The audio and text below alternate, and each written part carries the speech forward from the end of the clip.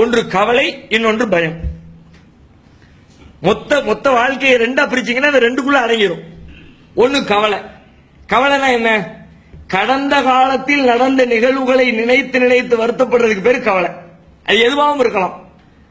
மனைவி பிரச்சனையா இருக்கலாம், பிள்ளை பிரச்சனையா இருக்கலாம், பொருளாதார பிரச்சனையா இருக்கலாம், ஆரோக்கிய பிரச்சனையா இருக்கலாம், எதுவாகவும் இருக்கலாம். அது கடந்த காலத்தை நினைத்து கவலைப்படுவதற்கு பேரு கவலை. எதிர்காலத்தை நினைத்து வருந்துகிற வருத்தத்திற்கு பேர் பயம்.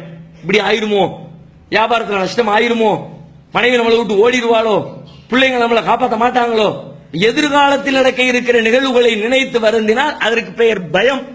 கடந்த காலத்து நிகழ்வுகளை நினைத்து அசை போட்டால் அதற்கு பேர் கவலை. இந்த ரெண்டிலிருந்தும் தீர்வு கிடைத்து விட்டால் அதை பெற்றிருக்கிற உள்ளம் எதுவோ அந்த உள்ளம் நல்ல உள்ளம்னு சொல்லலாம். அனைத்து குணங்களிலிருந்தும் கெட்ட குணங்களிலிருந்தும் பாதுகாப்பை பெற்ற குணம்னு அந்த உள்ளத்தை நீங்கள் தீர்மானித்து விடலாம். அதுக்கு ரசூலுல்லாஹ் ஒரு எடுத்துக்காட்டு. நபிகளாருடைய வாழ்க்கையில கவலைப்படுவதற்குரிய எல்லா அம்சங்களும் இருந்துச்சு. அவங்க கடந்த காலத்தை எடுத்து பார்த்தாலும் நிறைய கவலைப்படுற அம்சம் தான். சின்ன வயசுல இருந்து எடுத்துக்கங்களேன். ரசூலுல்லாஹ் பிறக்கிறதுக்கு முந்தையே வாப்பாவே இழந்துட்டாங்க. பிறந்த சில மாதங்கள்ல தாயே இழந்துட்டாங்க. தாத்தாவுடைய அரவணைப்புல தான் வளர்ந்து வர்றாங்க. தாத்தாவுடைய வளர்ப்பு எப்படி இருக்கும் நல்லாவே தெரியும். தாயும் தந்தையும் இருந்து வளர்த்தா அது ஒரு வளர்ப்பு விதம். தாத்தா தனியா வளர்த்தாருன்னா ஒரு அத்தா அம்மா இருந்து வளர்க்கிற மாதிரி வளர்க்க முடியாது. சின்ன வயசுல ஆடு மேய்க்க விட்டுட்டாங்க. இந்த மாதிரி சிறு வயதிலிருந்தே சிரமங்களை சந்தித்த வாழ்க்கை நபிகளாருடைய வாழ்க்கை.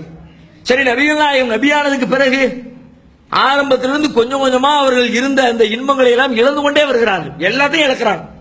ஒன் பை ஒன்னா என்னத்தையெல்லாம் சேர்த்து வச்சாங்களோ எல்லாத்தையும் இழந்து இழந்து இழந்து இழந்து பொருளாதாரத்தை இழந்தார்கள், வீடு வாசலை இழந்தார்கள், சொந்த சமூகத்தை எதிரியாக தனி மனிதராக மாறி போனார்கள். எல்லா ஒட்டுமொத்த மக்களாலும் எதிர்க்கப்பட்டார்கள். ஊரையே காலி பண்ணிட்டு ஓட வேண்டிய சூழலுக்கு தள்ளப்பட்டார்கள். பெரிய பணக்காரராக இருந்து கொண்டு ஊரை காலி பண்ணிட்டு ஓடுறாங்க. ஒண்ணுமில்லாம சோத்துக்கு லாட்டரி அடிச்சுக்கிட்டு நிலையில இருந்து ஓடுனா அவருக்கு அது ஒரு பெரிய பாதிப்பே கிடையாது. நீங்க யாரை வேணாலும் எடுத்துக்கங்களேன். இங்க இருந்து வெளியூருக்கு போகணும், இங்க அவருக்கு பிசினஸ் இல்ல, வருமானம் இல்ல, வீடு வாசல் இல்ல, வெளியூர் டக்குன்னு போயிருவார். இங்க ஒரு 10-50 கடை இருக்கு, ஒரு நாளைக்கு பல லட்சம் ரூபாய் வருமானம் வந்துகிட்டு இருக்கு. இது எல்லாத்தையும் விட்டுவிட்டு நீ வெளியூருக்கு போகணும் சொல்லுங்க பார்க்கலாம். எந்த மனுஷனாலும் போக முடியாது. நபிகள் நாயகத்துக்கு அவ்வளவு சொத்து பத்துக்கள் இருந்தது. மக்காவில பெரிய செல்வந்தரா இருந்தாங்க. எல்லாத்தையும் விட்டு ஓடினார்கள். மதீனா வாழ்க்கை அவ்வளவு மோசமான ஒரு வறுமை நிறைந்த வாழ்க்கை வாழ்ந்தார்கள், சந்தித்தார்கள். ஆனால் நபிகள் நாயகம் கடந்த காலத்தை நினைத்து கவலையும் படவில்லை, எதிர்கால வாழ்க்கை குறித்து பயப்பட்டு கொண்டு என்ன ஆகுமோ தெரியல இருக்கவும் இல்லை. அவங்களுடைய வாழ்க்கை முழுக்கவே பிரச்சனை பிரச்சனை பிரச்சனை. 10 வருஷ காலம் மதீனாவில் வந்ததுல இருந்து மௌத்தா போகிற காலம் வரைக்கும் முழுக்க முழுக்க போர்க்களத்திலே தங்கள் வாழ்க்கையை கழித்திருக்கிறார்கள். போர்க்களத்தில் கழிக்கிறதுங்கிறது சாதாரண செய்தியா? போர்க்களம்ங்கிறது எவ்வளவு வெட்டு, குத்து, இழப்பு, உயிரிழப்பு. தோழர்களை எல்லாம் பல பேரை இழந்தாங்க. ரசூலுல்லாஹ் உள்ளத்துல எந்த வருத்தம், எந்த பெரிய அளவுல மூளையில முடங்குற மாதிரி அவங்களுக்கு ஒரு நிலைமை ஏற்படவே இல்லை. சின்ன வயசுல அவங்களுக்கு ஒரே ஒரு ஆம்பளை பிள்ளைய எல்லாம் கொடுத்தான். ஆம்பளை பிள்ளைய எடுத்துக்கிட்டான், மூளையில முடங்கல. 4 பொம்பளை பிள்ளைங்களை கொடுத்தான், 3 பொம்பளை பிள்ளைங்களை உசுரோடு இருக்கும்போதே எடுத்துக்கிட்டான்.